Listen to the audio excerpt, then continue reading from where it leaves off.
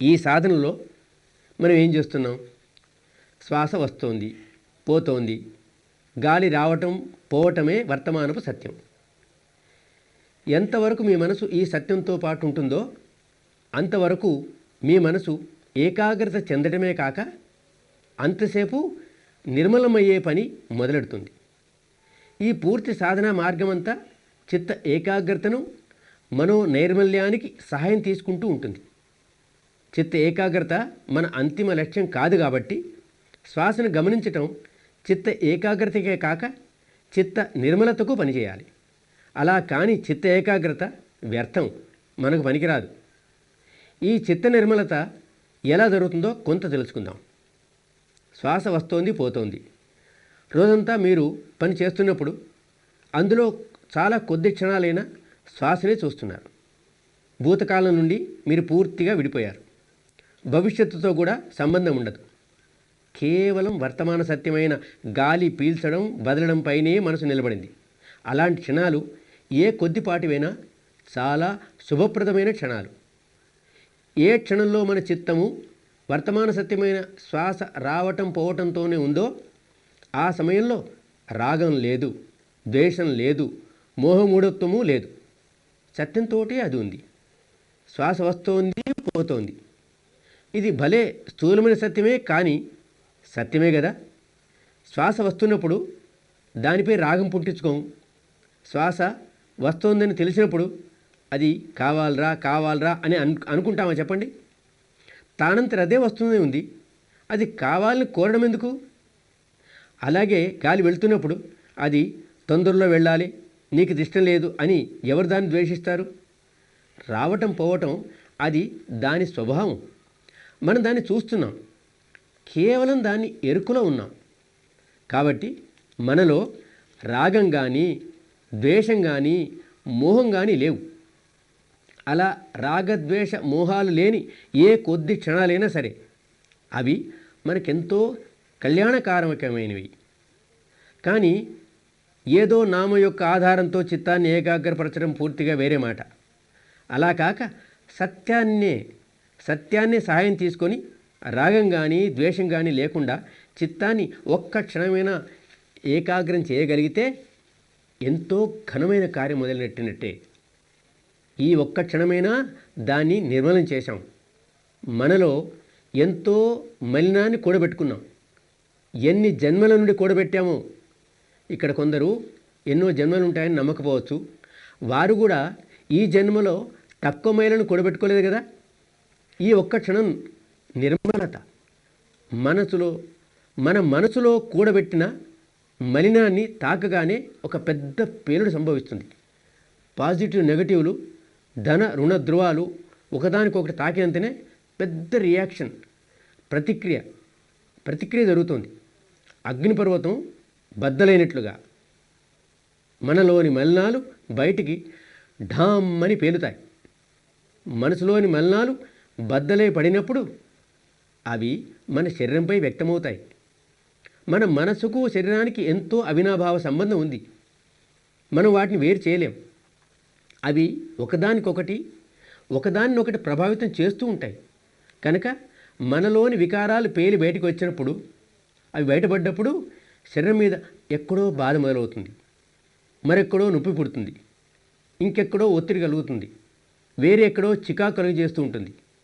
ఈ కష్టాలన్నీ ఈ సాధన వల్లే వస్తాయి. మన సాధనే ఈ విధమైనది. ఈ సాధన మన మనసు లోపల అదిమి పెట్టబడిన వికారాలను బయటికి లాగే సాధన. కనుక తమ్ముడు, ఈ కష్టాలు పడుతూ పోవాల్సిందే. మన శరీరంపై పుండును కోసినప్పుడు చీము బయటికి వస్తుందే కానీ పన్నీరు వస్తుందా? చీము బయటికి రావడం మన మంచికే కదా. చీము బయటికి వచ్చింది, మన బాధ పోయింది. కానీ మన పుండును కోయటం, చీమును బయటికి తీయడం మనకిష్టం ఉండదు. ఇవి కష్టమైనవే కానీ చాలా ఆవశ్యకం. అది పూర్తిగానిదే పని జరగదు. మన ఈ సాధన పూర్తిగా మనసును శస్త్రచికిత్స చేయడమే. ఒక ఉదాహరణ అర్థం చేసుకుందాం. ఒక సోదరి కుంపటి మీద వంట చేస్తోంది. వంట పూర్తయింది కూడా. ఇక పొయ్యితో పని లేదు. పొయ్యి నార్పడానికి చల్ల నీటిని దానిపై చల్లుతుంది. చల్లటి నీరు వేడి పొయ్యిని తాకినప్పుడు ఎంతో ప్రతిక్రియ జరుగుతోంది. ఆ వేడి పొయ్యికి ఈ చల్లటి నీరు బాగోలేదు, ఛూ అంటూ శబ్దం చేస్తుంది. మళ్ళీ ఆమె నీళ్లు చల్లుతుంది. పొయ్యి మళ్ళీ చూ చూ అంటూ శబ్దం చేస్తుంది. పొయ్యిలో వేడి చల్లబడే వరకు అది చూ చూ అంటూనే ఉంటుంది. కుంపటి చల్లబడిన తర్వాత ఇక బాల్టీ నిండా నీళ్లు చల్లినా పోసినా పొయ్యి కొంచెం కూడా చూచు అనదు. అది వేడిగా ఉన్నంత వరకు చూ అంటూనే ఉండింది. ఆ వేడి పొయ్యిలో కాలుతున్న అగ్గి కొంచెం వేసామనుకోండి, అది కొంచెం కూడా చూచు అనదు. చూశారా? ఆ నిప్పును కుంపటి ఎంతో ప్రేమతో స్వీకరిస్తుంది. అది మండుతోంది. ఈ మండే పొయ్యికి మండే వస్తువు దొరికితే ఎంతో సంతోషపడుతుంది. దానికి చల్లనీళ్ళు నచ్చవు. ఇదే జరుగుతోంది ఇక్కడ. బాగా అర్థం చేసుకోవాలి. మీరు పడే ఈ కష్టాలన్నీ సాధన వల్లనే వస్తున్నాయి. ఎన్నెన్ని బాధలు! కొందరికైతే ఎంతో అశాంతి చెలరేగుతుంది. కొందరు వస్తారు మా దగ్గరికి ఇవన్నీ చెప్పడానికి. మరి మేమేం చెప్తాం? మీకు మేలు జరుగుతుందయ్యా, మంచిదే కదా, మీకెంతో మంచి జరిగిందని చెప్తుంటాం. పాపం మళ్ళీ ఎంతో గాబరపడుతూ వస్తారు. ఎంతో ఆందోళనగా ఉంది, ఎక్కడా లేని నొప్పులు పుడుతున్నాయి, మాకైతే మనసు నిలవకుండా ఉంది, లోపల భయంకరమైన తుఫాను రేగుతోంది అని అంటారు. మేమంటాం మీకెంతో శుభం జరిగింది, చాలా మంచి జరిగింది, మేలే జరిగింది కదా. మీలోనున్న వికారాలు పొంగి పొంగి బయటికి రాకపోతే వాటి నుండి విముక్తి ఎలా కలుగుతుంది అంటాం. మీరేమో పొద్దున్న 4:30 నుండి రాత్రి 9 వరకు కూర్చోబెడుతున్నారు, దీనివల్లనే మాకు ఈ బాధలు కలుగుతున్నాయి అని సాధకులు అంటుంటారు. సరే, ఇదంతా నిజమే తమ్ముడు, ఇలా కూర్చుంటేనే నొప్పులు వస్తున్నాయి అని పైకి అనిపిస్తుంది. కానీ ఇది సరైన మాట కాదు. కొంచెం విశ్రాంతి తర్వాత కూర్చోండి. లేకపోతే రాత్రంతా హాయిగా విశ్రాంతి తీసుకుని తెల్లవారుజామున 4:30 కూర్చున్న 10 నిమిషాల్లోనే మీకు బాధలు ఎందుకు మొదలవుతాయి? 10 నిమిషాలు కూర్చోవడం కూడా మీకు అలవాటు లేదా? ఏ థియేటర్లోనో సినిమా చూస్తున్నప్పుడు గంటల సేపు కూర్చుంటారు కదా, అప్పుడు మీకు నడుము విరగదు, కాళ్ళు నొవ్వవు, తల పగలదు, ప్రాణం కొట్టుకోదు, పారిపోవాలని ఆలోచన కలగదు, కొనికిపాటు కూడా రావు. ఇక్కడేమైపోయింది మరి? అక్కడ ఎందుకు ఇలా కావటం లేదు? కాబట్టి అక్కడ ఏం జరుగుతోందో ఇక్కడేం జరుగుతోంది సరిగ్గా అర్థం చేసుకోవాలి. మీరు ఏ సినిమాలో, ఏ నాటకానికి వెళ్ళినప్పుడు, ఏ ఆటపాటలకు వెళ్ళినప్పుడు మీ మనసుకు ఏం ఆహారం ఇస్తున్నారు మీరు? మీ లోపల పొయ్యి మండుతోంది, అందులో రాగాగ్ని ఉంది, ద్వేషాగ్ని ఉంది, అది మండుతోంది. మండుతున్న అగ్ని రాజుకుంటోంది. ఆ అగ్నిగుండంలోకి ఇంకొంచెం రాగం, ద్వేషం, మోహము అన్ని నిప్పులు పోస్తున్నారు. చాలా సంతోషం. ఇక గంటల కొద్దీ కూర్చున్నా కొంచెం కూడా చూచా అనదు కదా, ఎలాంటి ప్రతిక్రియ చేయదు కదా. మరి ఇక్కడైతే ఈ వేడి కుంపటికి, రగులుతున్న కుంపటికి ఏం ఆహారం ఇస్తున్నావు? చల్లని నీళ్లు చల్లుతున్నావు. రాగం లేని క్షణాలు, ద్వేషం లేని క్షణాలు, మోహం లేని క్షణాలు, ఈ నిర్మలమైన క్షణాలు కల్మషాలతో నిండి మండుతున్న కుంపటిని తాకగానే తీవ్రమైన ప్రతిక్రియ జరుగుతుంది.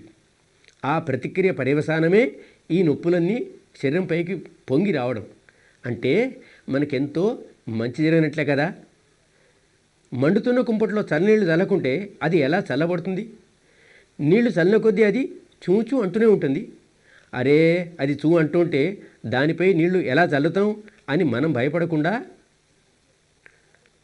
అలా అనుకుంటే అది చల్లారేది ఎట్లా? ఎవ్వరు కుంపటిని తలుచుకున్నారో వాళ్ళు అది పూర్తిగా చల్లబడేంత వరకు నీళ్లు చల్లుతూ పోవాల్సిందే.